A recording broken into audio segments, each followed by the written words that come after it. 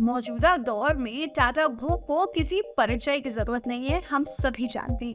ये एक ऐसी कंपनी है जिस पर हर भारतवासी को गर्व होता है। लेकिन 1947 में जब भारत पाकिस्तान का बंटवारा हुआ तो इसका दंश केवल आम नागरिकों को ही नहीं बल्कि बड़े से बड़े राजा महाराजों को भी झेलना पड़ा था। इस बंटवारे से टाटा ग्रुप भी अछूता नहीं रह पाया था।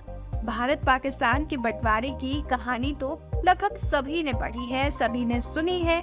इस बंटवारे से जुड़ा एक किस्सा हम आपके साथ साझा करने जा रहे हैं जो टाटा ग्रुप के जुड़ा हुआ है। बंटवारा की वजह से टाटा ग्रुप को अपनी एक अच्छी खासी फैक्ट्री बंद करनी पड़ी थी।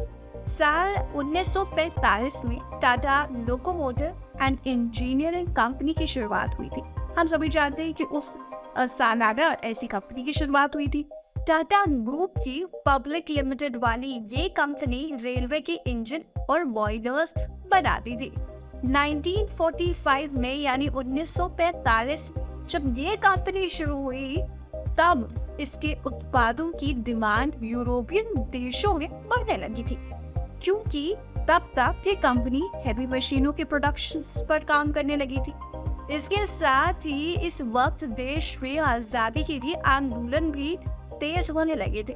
टेल्को जिस तरह के उत्पादों पर काम कर रही थी उसके लिए अच्छी कदकाठी वाले लोगों की जरूरत थी, इसलिए कंपनी में ज्यादातर काम करने वाले पठान ही थे। लेकिन फिर कुछ ऐसा हुआ कि इस अच्छी खासी कंपनी को बंद करना पड़ा था।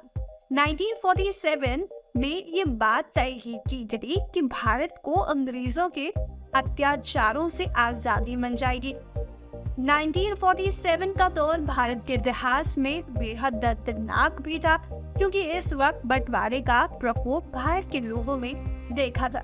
इस वक्त देश हिंदू मुस्लिम दंगों की आग में जल रहा था, पर ज्यादातर मुसलमान भारत छोड़कर पाकिस्तान जा रहे थे।